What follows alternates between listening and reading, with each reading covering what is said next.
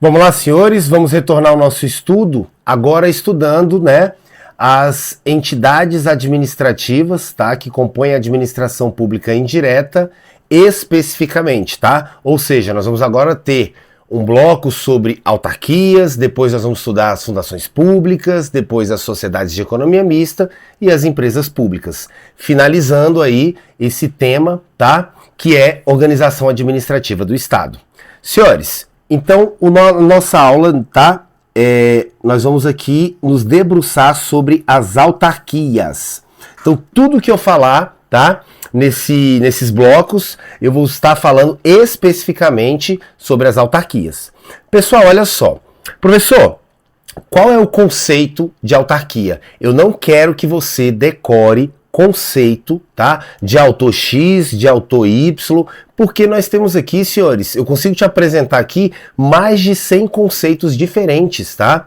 Conceitos elaborados por autor X, por autor Y e etc.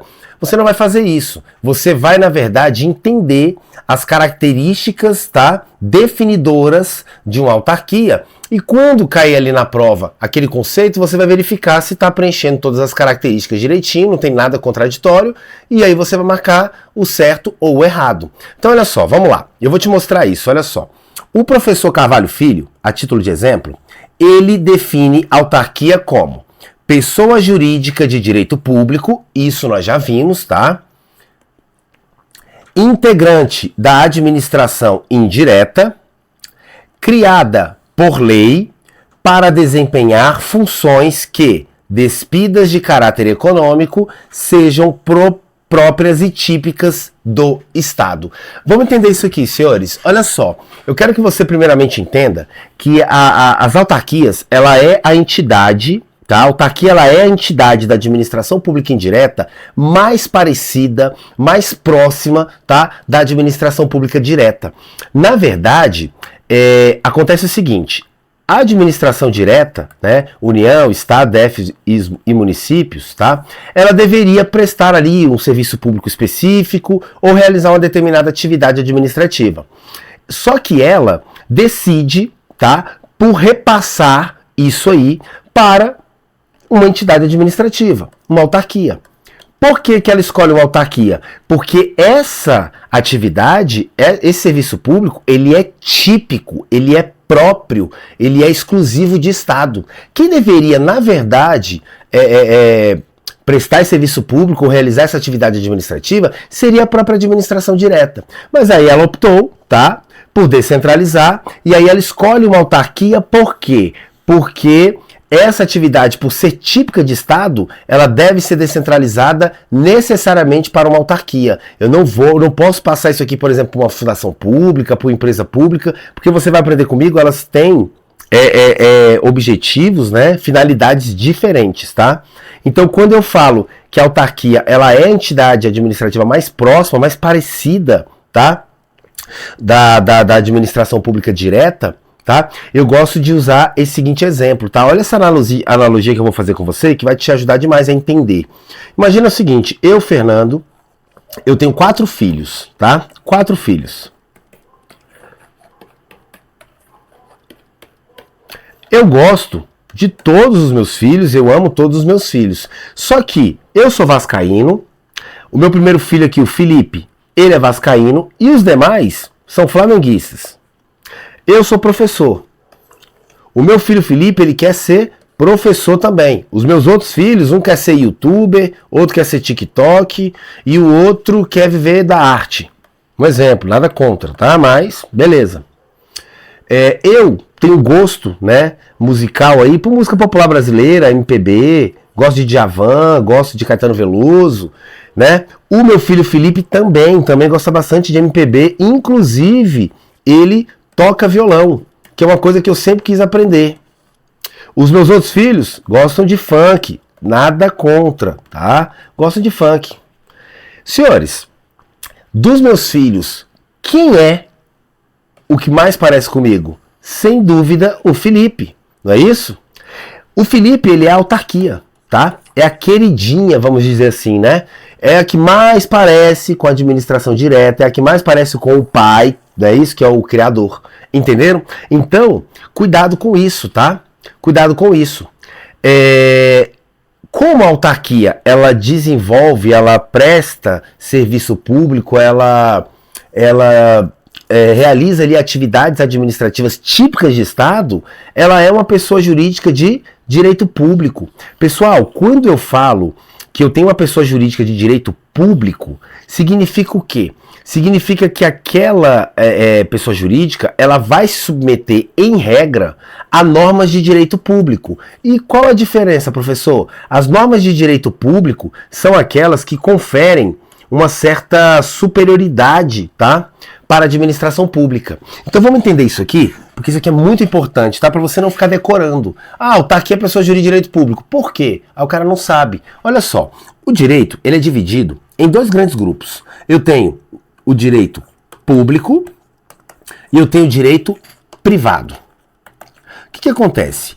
As normas de direito público, tá? Os ramos do direito público são ramos em que o Estado ele vai se relacionar com os particulares diante de uma linha aqui, tá? Que eu falo que é uma relação vertical, uma linha vertical. Como assim? A administração pública, né, o Estado, ele está acima e o particular está aqui embaixo. Significa que o Estado, ele tem sim superioridade, ele vai ter sim supremacia sobre o particular. Ele não está em pé de igualdade, tá? Por isso que quando um agente de trânsito determina ali para você parar o seu carro, tá? Você não tem escolha. Você tem que parar o seu carro. Ah, mas eu não quero, eu tô atrasado. Não interessa, você tem que parar. Por quê? Porque o Estado aqui, ele age com poder de império. Ele age aqui mandando, ele não tá te pedindo, tá ok? Agora, os ramos do direito privado, eles vão regulamentar, eles são compostos de normas que vão tratar aqui, né? Os particulares e o Estado em relação aos particulares também, só que diferentemente, tá? Diferentemente, aqui nessa situação hipotética, o Estado, ele não vai agir com superioridade, ele vai agir em pé de igualdade. Desculpa aqui que tá dando bug aqui no trem, vamos lá, peraí. Aqui o Estado ele vai agir, ele vai se relacionar nessa relação jurídica aqui com o particular em pé de igualdade. É isso mesmo. Ué, pessoal, mas como assim? O Estado não é sempre que o Estado age com superioridade? Não, nem sempre. Vou te dar um exemplo. Eu sou prefeito de um município. Então sou chefe do Poder Executivo. Então vamos dizer o seguinte, pode a prefeitura, pode o município, né, como Estado, ele pode, por exemplo, chegar num prédio que está para aluguel, chegar para o proprietário e falar assim, chefe, é o seguinte, eu vou querer alugar esse teu prédio aqui. Aí eu vou pagar R$500 por mês, tá? Aí o cara fala, não, chefe, deixa eu te falar. Eu tô alugando esse meu prédio, o preço de mercado dele, do aluguel, é R$20 mil por mês. Você chega aqui falando que vai alugar meu prédio por R$500. Meu amigo, eu sou o Estado, superioridade, supremacia do interesse público sobre o privado. Negativo. Não. Nesse caso hipotético aqui, tá?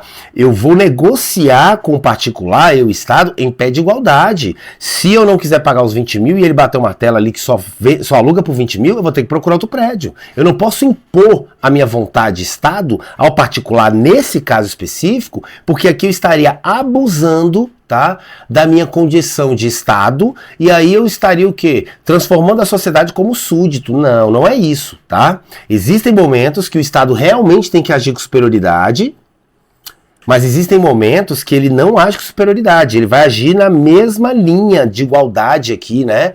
Então eu falo que aqui a relação ela não é vertical. Aqui, normas de direito privado, é uma relação, o quê? Horizontal, em pé de igualdade, tá? Particular com particular, não é isso? Estado com particular. Tudo em pé de igualdade, ninguém é mais forte que ninguém. Beleza? Agora olha só. Quando eu falo que uma pessoa jurídica, ela é uma pessoa jurídica de direito público, significa que essa pessoa jurídica, ela vai adotar, tá? Na maioria das vezes, assim, de forma geral, tá? Ela vai adotar regras de direito público. Ou seja, A maioria das normas que regulamenta a atuação, a relação jurídica de uma pessoa jurídica de direito público com particulares, por exemplo, tá? São normas de direito público que conferem àquela entidade uma superioridade sobre o particular. Por isso que a autarquia, como ela exerce uma atividade típica de Estado, você vai ver comigo que eu tenho aí, ó, a título de exemplo, muitas autarquias que a função dela é o quê? Fiscalizar, que a função dela é exercer o poder de polícia, limitar direitos particulares em prol do interesse público, e para ela conseguir fiscalizar, aplicar sanções, restringir direitos, ela tem que ter uma superioridade sobre o particular, que senão o particular ele não obedece. Tranquilo? Tranquilo? Beleza. Beleza. Então, cuidado. É uma pessoa jurídica de direito público, até porque ela desempenha atividades que são típicas, próprias, tá? Exclusivas do Estado. Tranquilo? Beleza? Ótimo. Aí, olha só. Aí eu vou trazer para vocês agora o conceito da professora Maria Zanella de Pietro, tá? Você vai ver que as características são as mesmas, mas ela escreve de forma diferente, coloca um detalhezinho a mais, por isso que eu estou te pedindo não decore o conceito, você vai aprender comigo. Olha aqui, ó. O que seria para a professora Zanella de Pietro uma autarquia? Como é que eu defino uma autarquia? É a pessoa jurídica de direito público, isso nós já sabemos, criada por lei, isso nós já sabemos, com capacidade de autoadministração, ou seja, ela tem capacidade, tá, de se organizar, não é isso? Ela tem capacidade de autonomia financeira, autonomia técnica, tá? Ela tem uma certa liberdade até porque ela é uma pessoa jurídica distinta daquele que a criou, né, que é o ente federado, tá? Para o desempenho de serviço público descentralizado.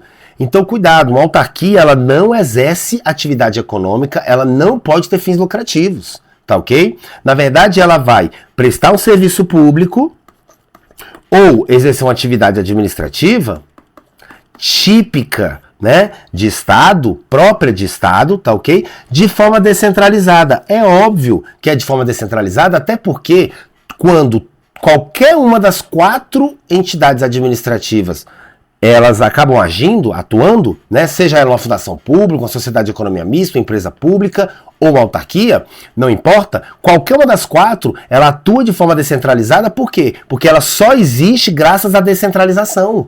Graças ao fato da União, Estado, DF e município ter criado essa respectiva entidade administrativa para desempenhar aquela função específica para a qual ela foi criada. O nome disso é descentralização administrativa por outorga, né? Também chamada de descentralização administrativa por serviços. E isso nós estudamos lá nas primeiras aulas. Lembram disso? Beleza. Mediante controle administrativo. Como assim? Aqui não é hierarquia, senhores. Não há hierarquia entre a direta e a indireta. O que é o controle aqui que a autarquia ela vai estar submetida? É o controle finalístico, é a supervisão ministerial, é a tutela, né, que a gente chama, é a vinculação, estão todos sinônimos, né? Onde a direta vai fiscalizar se aquela autarquia está realmente atuando na área para a qual ela foi criada. Então, vou te dar um exemplo. Qual é a autarquia que mais cai em prova o nome, né? É o INSS. O INSS é uma autarquia que foi criada pela União para atuar na área de previdência, certo? O que a autarquia INSS tem que mexer com índio? Nada. Então, senhores, a União ela pode, apesar de não haver hierarquia, não ter aqui uma relação hierárquica entre a União e o INSS, como autarquia, a União ela pode sim fiscalizar, controlar, né, se o INSS está atuando na área para o qual ele foi criado, previdência. Se estiver pulando ali, a União ela pode puxar a cordinha, entendeu? Mas isso não é hierarquia.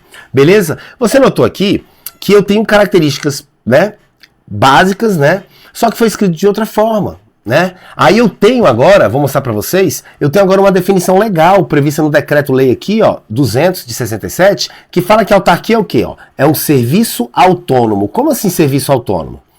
É um serviço, é a prestação de serviço público ou uma atividade administrativa autônomo, que é realizada por uma pessoa jurídica independente, uma pessoa jurídica autônoma. Não é, o serviço não está sendo prestado por um órgão, entendeu? Ele está sendo prestado por uma pessoa jurídica distinta, diferente daquela que a criou. Então, quando eu crio uma autarquia, é uma pessoa jurídica, né, que está desenvolvendo aquela atividade. Não é um mero órgão, entenderam?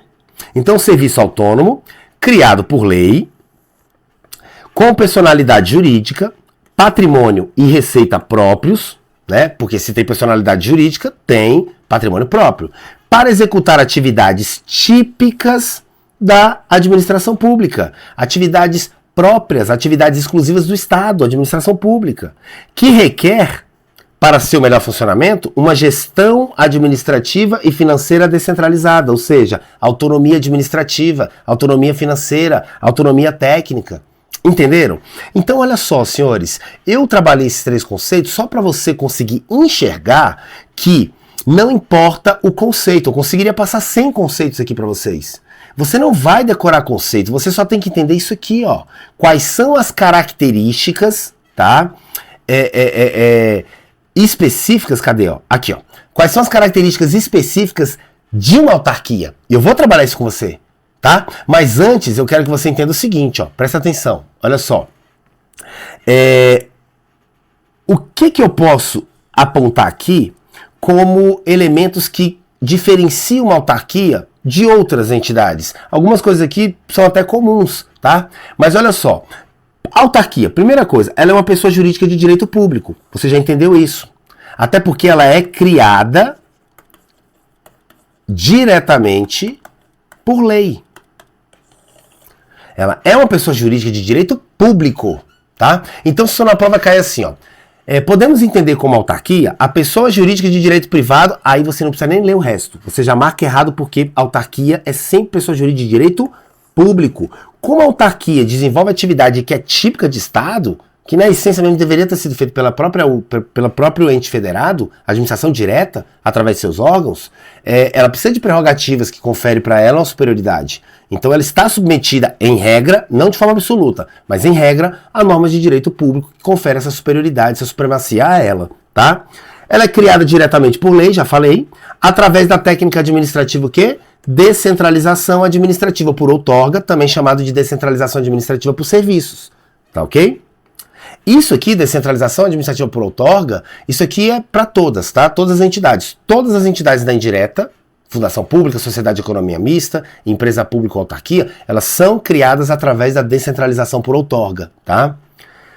Desempenham, cuidado, aqui está o segredo, desempenham atividades típicas, pode vir na sua prova com outro nome, próprias, exclusivas do Estado, sem fins lucrativos. Cuidado!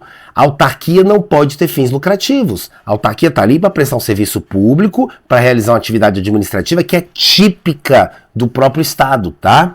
E ela possui sim personalidade jurídica própria porque ela não é um órgão. Ela não é uma parte que integra ali uma pessoa jurídica união. Não, ela é outra pessoa jurídica. Ela é um CNPJ diferente, entenderam? Beleza? Cuidado, ela possui autonomia administrativa, financeira e técnica. Então, ou seja, ela tem uma liberdade para organizar o seu próprio serviço. Quantos setores eu vou ter aqui no INSS? Autonomia administrativa, o próprio INSS vai definir.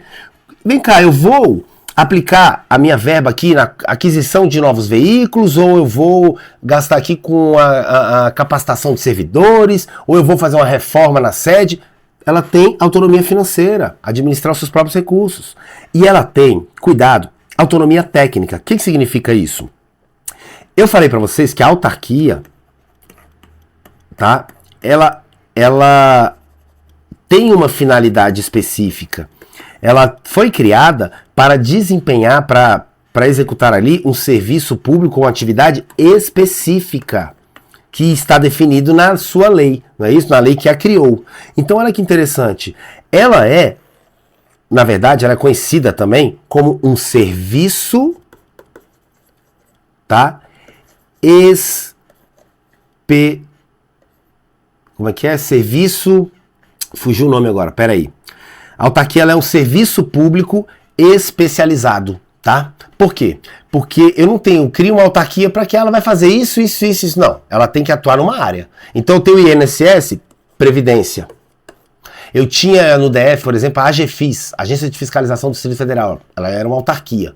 A AGFIS, quando ela foi criada, ela foi criada com qual finalidade? Qual atividade específica ela vai desenvolver? Qual serviço público específico ela vai realizar? Fiscalização de atividades urbanas. Ponto. Entenderam? Então, senhores, eu crio a autarquia para uma atividade, para uma finalidade, para atuar em uma área específica. Então ela é especialista. E se ela é especialista, meu amigo, ela é técnica. Tá? Ela é técnica. Eu não posso ter ali, à frente de uma autarquia, como presidente, por exemplo, de uma autarquia, um cara que não entende nada daquela área a qual a autarquia atua. Tanto é que algumas autarquias, tá? A indicação do presidente depende de aprovação do Poder Legislativo. O Poder Legislativo vai fazer o que a gente chama de sabatina. Ele vai verificar se aquela pessoa indicada pelo Poder Executivo tem conhecimento técnico suficiente para poder dar conta do recado. Entenderam? Beleza. E, como eu falei, as autarquias estão sujeitas à vinculação. Controle finalístico, também chamado de supervisão ministerial, também chamado de tutela, também chamado de... Deixa eu ver, pode ser chamado só de controle, né?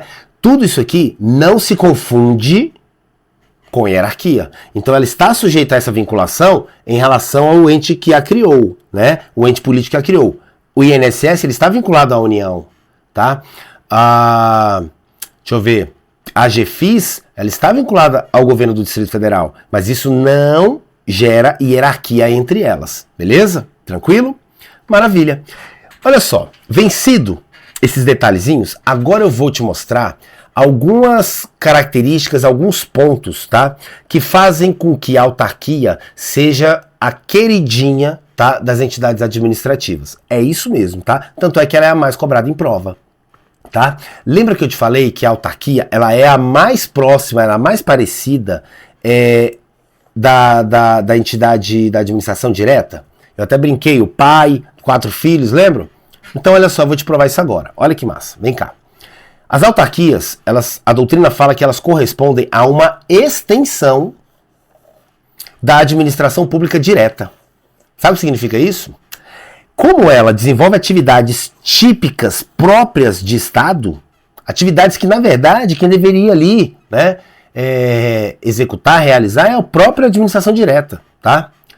Elas recebem aí a natureza jurídica de direito público. Como ela vai desempenhar uma atividade que é de Estado mesmo, ela é Estado, ela está desenvolvendo uma atividade que, meu amigo, deveria ser até um órgão da União para fazer, ela tem a natureza jurídica de direito público, que lhe confere supremacia, que lhe confere superioridade em relação aos particulares, tá?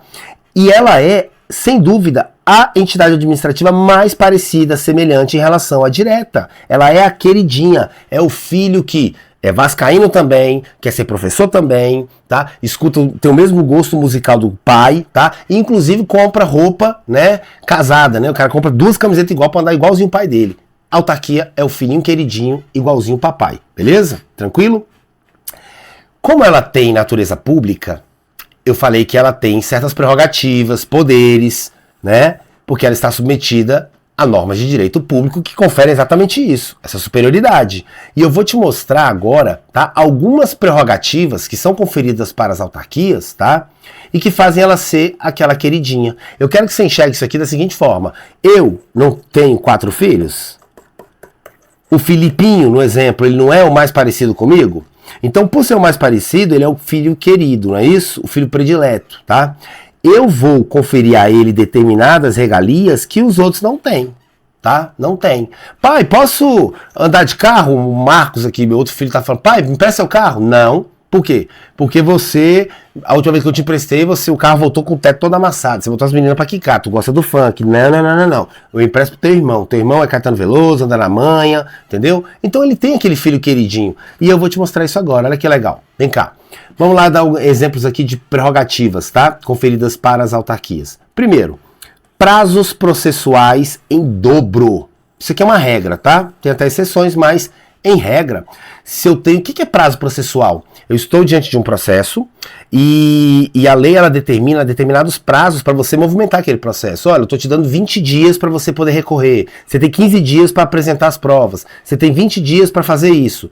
Se a lei está conferindo 20 dias para um ato processual, a autarquia tem 40.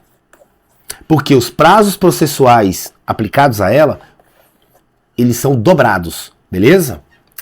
Cuidado com o próximo. Duplo vem de 2, não é triplo, duplo, 2.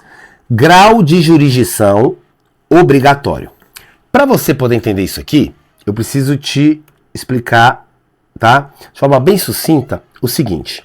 Olha só. O Poder Judiciário, ele tem aqui a primeira instância. Eu vou dar um exemplo na Justiça Estadual, que fica mais fácil, tá? Primeira instância, onde fica aqui um juiz. Sabe a comarca que tem no seu município? O fórum? Ali não tem juízes? O juiz, ele é o quê? Ele é o membro do Poder Judiciário que atua em primeira instância. O juiz foi lá e decidiu. Por exemplo, te condenou. Você não concordou. Não gostou. Aí o que você pode fazer? Você recorre. Você vai recorrer para a segunda instância.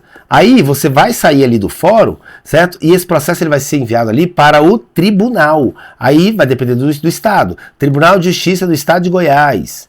Se a decisão foi proferida por um juiz do Estado de Goiás. Você recorre para o tribunal. E no tribunal, quem é membro do tribunal, o nome não é juiz, são os desembargadores. Então os desembargadores são aqueles membros do Poder Judiciário que, atuando em segunda instância, eles acabam revisando, tá, a decisão do juiz. Ele está acima. Pessoal, fui condenado também. Quero recorrer. Se você preencher os requisitos legais, você pode ir para as instâncias superiores, que a gente chama, tá? Você pode ir para o STJ ou até para o STF, tá? E aqui, os integrantes do STF e do STJ, por serem cortes superiores, eu não chamo nem de juiz nem de desembargador, aqui eu vou chamar de ministro, tá? Ministro do STF ou ministro do STJ. O STF tem 11 ministros e o STJ 33, tá? Agora, olha só. Esse ministro aqui não tem nada a ver com o ministro indicado pelo presidente, né? Ministro da Educação, não. Aquele ministro da Educação, ele é ministro do Poder Executivo. Aqui eu tô falando de ministro do Poder Judiciário, que estão ali nos tribunais superiores, tá? Beleza. Por que você explicou isso aqui, professor? Olha que legal. Se eu processar você e você não concordar, aquele negócio todo, o juiz lá me deu razão. Falou, ó, o Fernando tá certo, você aí que tá na sua casa tá errado. Vamos imaginar que você olha aqui e fala assim, tá, cara, quer saber uma coisa? Eu não vou recorrer não, esse negócio já me encheu o saco demais, toda hora tem que ficar indo em audiência, me atrapalha todinho. Quanto é que eu devo aí? 5 mil. Eu vou lá, pago e não vou recorrer. Ficou todo mundo feliz. Eu fiquei feliz, você ficou feliz porque acabou com o problema, pagou o que você devia e acabou a história. Você notou que nós resolvemos o problema aqui na primeira instância? E não houve necessidade de ir para a segunda? Se essas partes não querem recorrer, morreu aqui. Ótimo, transitou em julgado. Acabou. Agora, quando eu falo de uma autarquia, isso não funciona. Por quê? Porque eu exijo aqui o que a gente chama de duplo grau de jurisdição obrigatório. Duplo. 1, 2. Significa que as autarquias, quando você ingressar com ação contra uma autarquia, se você ganhar ação aqui em primeira instância, tá? Você não vai levar logo de cara. Porque necessariamente essa decisão que condenou a autarquia em primeira instância, obrigatoriamente, ela tem que ser revista na segunda instância. E se a autarquia não recorrer, ninguém recorrer, professor, e aí? Não interessa. O juiz que definiu aqui, né, que condenou a autarquia, ele vai, de ofício, sem ninguém pedir, enviar já de cara para o tribunal, a gente chama de remeter, ele vai fazer a remessa dos autos para o tribunal, tá? Independentemente de alguém apresentar recurso. Por quê? Porque, obrigatoriamente, uma decisão que condene uma autarquia tem que ser revista na segunda instância. Isso significa o quê? Duplo, primeiro e segundo, grau de jurisdição, primeira instância e segunda instância, obrigatório. Olha lá, ó. Trata-se do reexame necessário, obrigatório, tá? Ou remessa necessária, também chamada assim, um recurso obrigatório e automático que exige o envio de sentenças judiciais desfavoráveis à fazenda pública, né? aqui no caso a autarquia, né? Para uma segunda instância, mesmo que as partes não recorram, mesmo que a autarquia não queira recorrer, vai ter que ser revisto em segunda instância para poder produzir efeitos. Então isso aqui garante a ela uma certa, né, vantagem, né, uma certa prerrogativa, tá bom? Beleza? Se ninguém pedir, quem é que envia para segunda instância? O juiz, não é isso? O juiz. Então essa sentença só gera efeitos jurídicos, né? A autarquia só vai ter que cumprir aquela decisão judicial após a segunda instância, tá? Proferir a confirmação da decisão que foi tomada na primeira instância. Entenderam agora? Beleza? Tranquilo. Então vamos lá. Qual outra prerrogativa? Prescrição quinquenal. O que significa isso? Quinquenal vem de 5. 5 anos. Olha que interessante. O prazo quinquenal em autarquias refere-se à prescrição de 5 anos, prevista no decreto, que se aplica às ações contra a fazenda pública, bem como as dívidas passivas desses entes. Tá? Eu vou começar a contar esse prazo da data do ato ou do fato que originou o direito à dívida. Então, por exemplo, constatou-se que a autarquia INSS está me devendo, tem que me pagar, tá? 20 mil reais. Um exemplo. Tá? Então, o INSS, a autarquia, me deve 20 mil reais. Beleza. Senhores, eu tenho que exigir esse valor no prazo de 5 anos. Se eu falar, não, eu vou deixar lá que vai rolando os jurinhos, daqui a 15 anos eu vou lá e procuro. Meu amigo, você se ferrou. Daqui a 15 anos, quando você procurar, fala, não, filho, deixa eu te falar. De prescrição quinquenal. Passando 5 anos, ela não está mais obrigada a arcar com a dívida, tá? Ela não está mais obrigada, tá? A aplicar ali a sanção, né? Cumprir a decisão judicial que foi desfavorável a ela. Você tem 5 anos para cobrar. Se não cobrar nesse período, meu amigo, já era. Você perde, tá? Essa possibilidade. Outra prerrogativa interessante conferida às autarquias são as imunidades, a imunidade tributária recíproca. O que é isso, gente? Olha que fácil. Imunidade é o quê? Eu não vou te cobrar. Você está imune, você está isento. Tributária. Você está isento de pagar tributos. Aí, olha só, recíproca. Como é que funciona isso aqui? Eu tenho aqui União, Estados, DF e municípios. Esses são os entes federados. Esses são os entes federados. Não é isso? E, presta bem atenção que eu vou te ensinar. Só um minutinho. Isso. A União, ela não cobra tributo dos estados, os estados não cobram tributo da União, o município não cobra tributo de estado, o município não cobra tributo de União, de DF, DF não cobra... Traduzindo, ninguém aqui cobra tributo de ninguém. Tributo relacionado ao quê? A serviços, tá? A patrimônio, tá ok? A bens, renda, né? Renda. Então, olha só que interessante. Se você for na cidade ocidental, tá, estado de Goiás, você vai ver que subindo a rua ali ao lado da Câmara Municipal tem um lugarzinho ali que é, né, um posto de atendimento ali do INSS. Uai, então eu tenho uma autarquia INSS, né, dentro da cidade ocidental? Tenho ali, né, um prédiozinho do INSS. Deixa eu te perguntar, aquele prédio ele está dentro de um lote, de um terreno que está dentro do município. Aí eu lhe pergunto, a autarquia INSS, ela tem que pagar, por exemplo, IPTU para o município? Não, por quê? Porque isso que eu ensinei aqui, ó, União, Estado, DF, Município, essa imunidade tributária recíproca que eu aplico para os entes federados, eu estendo para as autarquias. Por quê? Porque ela é muito parecida, tá, com os entes políticos, ela desenvolve atividade típica de Estado, então ela merece ser tratada igualzinho essa galera aqui. Então a autarquia também possui como prerrogativa, tá, a imunidade tributária recíproca.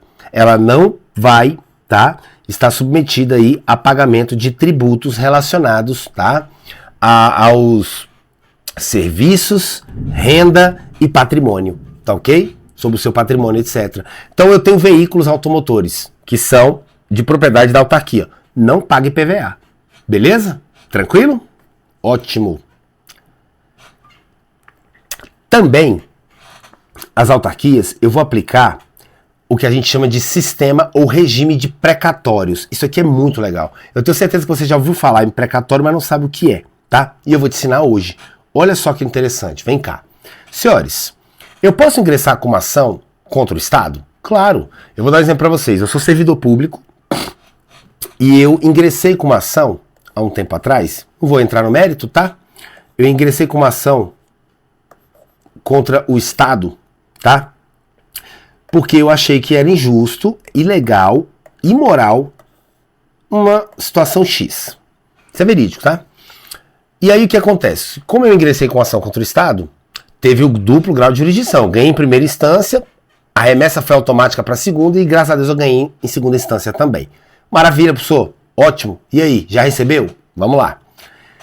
Quando eu tenho uma ordem judicial transitada em julgado, não cabe mais recurso. Sendo que nessa sentença, o poder público, o Estado, né, a União, o Estado deve ao município, isso aqui eu vou incluir a autarquia também, ela é condenada a pagar, né, algum valor, mediante aí essa sentença judicial transitada em julgado. O que acontece? Ela, se ela não tiver capital para pagar logo de cara, ela vai fazer o quê? Eu não posso chegar lá e fazer o seguinte, olha, a União, ela tem veículos aí, ó. Então é o seguinte, já que tá demorando para me pagar, juiz, vamos penhorar, vamos botar para leilão um carro desse aí para pagar as dívidas que ela tem.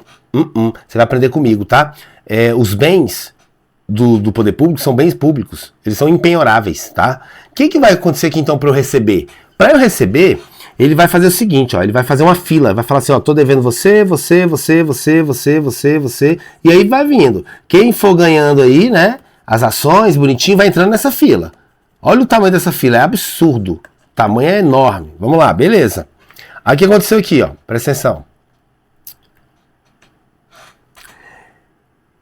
Para esse cara aqui eu dou a senha número 1, esse aqui 2, um papelzinho, 3, 4, 5, aí vai chegar aqui, ó, 3.964, e aí vai.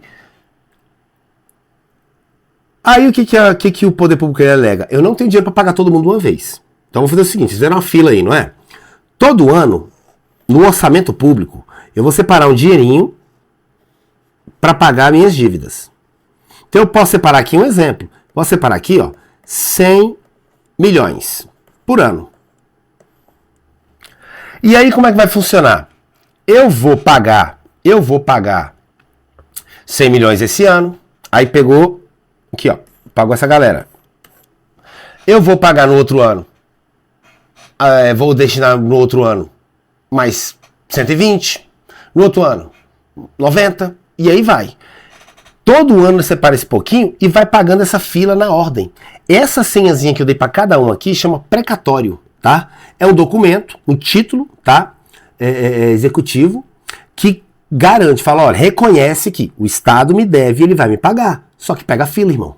Pega a fila. Não tem dinheiro para pagar todo mundo, tá? Pode ser que demore 10 anos, 15 anos, pode ser. Faz parte, tá? Tem muita gente que fica rico com isso aqui, porque o cara compra precatória. E você tem aí 120 mil reais para receber. Já tem decisão judicial, tudo bonitinho, tá aqui sua senha, tá? Só que, assim, pelo que você olhou aqui, vai demorar 10 anos para você receber. O cara chega e fala assim, quanto é que vale tua precatória? 120 mil. Te pago 30. O cara, não, meu irmão, 30 mil agora. Ou você espera 10 anos e recebe 120 mil, ou recebe até mais um pouquinho, porque vai, né? Vai tendo aí a questão dos juros, etc., correção monetária. Só que às vezes o cara não quer, ele não quer esperar 10 anos. Fala, cara, eu tô com 80 anos. Se eu esperar 10 anos, aí vai acontecer? Eu vou ter morrido, por exemplo. Então eu prefiro receber 30 agora do que não receber nunca. Deixar para os outros. Então, beleza? Tem gente que faz isso. Mas você entendeu a precatória? Então a precatória, esse regime de precatória, ela impede a penhora, tá, de bens públicos do ente. Isso aqui tem uma lógica? Tem. Imagina só, eu pego um Estado, aí eu falo assim, ó, o Estado tá me devendo. Não tem dinheiro para pagar? Beleza. Aí eu peço pro juiz, por exemplo, para penhorar ali, por exemplo, para leiloar ali, né, um aparelho do hospital. Só que é um aparelho ali caríssimo, que vai pagar o que me deve, só que vai fazer falta para a população. O aparelho foi vendido do hospital. E aí, como é que eu vou fazer agora? O desfibrilador lá foi vendido. Pessoas vão morrer. Vendemos o desfibrilador para pagar dívida do Estado. Negativo. Bem público não é penhorado. Acabou a conversa. Pega a fila e espera, irmão. Faz parte da vida. É isso. Entenderam, senhores? Tranquilo até aqui? Tranquilo até aqui? Beleza. Senhores, eu vou parar por aqui, tá ok? Vou parar por aqui. E no próximo bloco eu vou dar continuidade, tá? Falando aí ainda sobre autarquia. Nós vamos ter vários blocos aí falando de autarquias, porque sem dúvida essa é a maiorzinha, tá? E é sem dúvida a que mais cai em prova. Um grande abraço a você, te encontro no próximo bloco.